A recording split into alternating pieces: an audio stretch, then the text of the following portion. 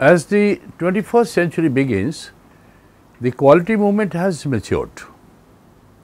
New quality systems have evolved beyond the foundations laid by Dr. Deming, Dr. Juran, and the early Japanese practitioners of quality.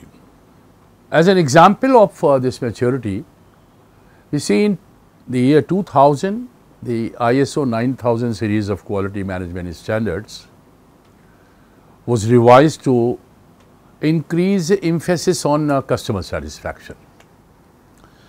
Beginning in 1995, the Malcolm Baldrige National Quality Award added a business results criteria to its measures of applicant success. Likewise, Six Sigma, a methodology developed by Motorola to improve its business processes by minimizing defects, evolved into an organizational approach that achieved breakthroughs and significant bottom line results. When Motorola received a Baldrige Award in 1988, it shared its quality practices with others. Quality function deployment was developed by Yoji Akao in Japan as a process for focusing on customer wants and needs in the design or redesign of a product or service. Sector-specific versions of the ISO 9000 standard of quality management standards were developed for such industries as automotive, the standard QS 9000, aerospace, AS 9000, for telecommunication sector TL 9000 and ISO TS 16949, and for environmental management system, that is ISO 14000. Quality has moved beyond the manufacturing sector into such areas as service, healthcare, education and government, etc. The Malcolm Baldrige National Quality Award has added education and healthcare in its original categories, like manufacturing, small business and service. Many people advocate pressing for hard adoption of a non-profit organization category also. Why we talk about quality in government? In today's economic and political climate, the government must find ways to turn cost and manage cash flow while continuing to deliver excellent customer service. Elected officials like MLAs, MPs are challenging their departments to increase efficiency, prevent errors and provide their constituents with more value for their tax money.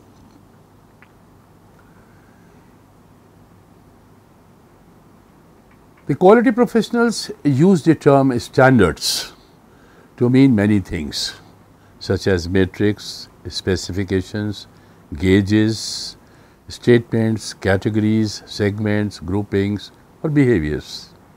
But usually when they talk about standards, they are talking about quality management standards.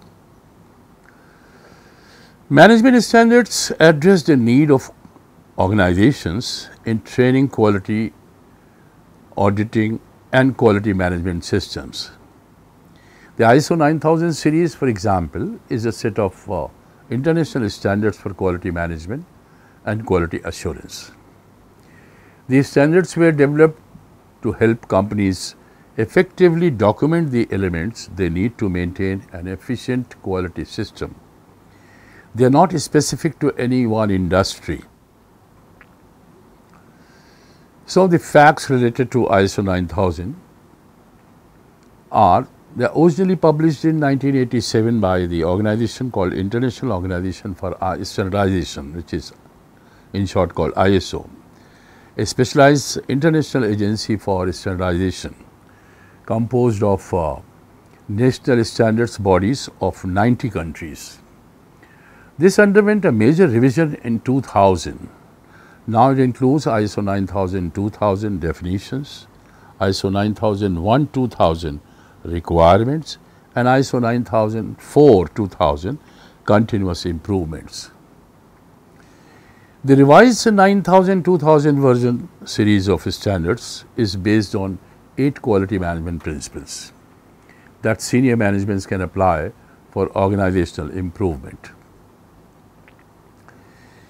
Those principles are customer focus, leadership, involvement of people, process approach, system approach to management, continual improvement, factual approach to decision making, mutually beneficial supplier relationship. The 8 quality management principles are defined in ISO 9000-2000 Quality Management Systems, Fundamentals and Vocabulary, and in ISO 9004-2000 Quality Management System Guidelines for Performance Improvements. This document gives the standardized description of the principles as they appear in ISO 9000-2000. In addition, it provides examples of the benefits derived from their use and of actions that managers typically take in applying the principles to improve their organization's performance. We will talk about these principles one by one. Principle 1, customer focus. Principle 2, leadership. Principle 3, involvement of people. Principle 4, process approach. Principle 5, system approach to management. Principle 6, continual improvement. Principle 7, factual approach to decision making. Principle 8, mutually beneficial supplier relationships. Now, let us see what principle 1, that customer focus is. Organizations depend on their customers and therefore should understand current and future customer needs, should meet customers' requirements and strive to exceed customers' expectations. The key benefits of this principle are increased revenue and market share obtained through flexible and fast responses to market opportunities, increased effectiveness in the use of organizations' resources to enhance customer satisfaction, improved customer loyalty leading to repeat business. Applying the principle of customer focus typically leads to researching and understanding customer needs and expectations, ensuring that the objectives of organizations are linked to customer needs and expectations, communicating customers' needs and expectations throughout the organization, and measuring customer satisfaction and acting on the results. Systematically managing customer relationships, ensuring a balanced approach between satisfying customers and other interested parties such as owners, employees, suppliers, financiers, local communities and society as a whole.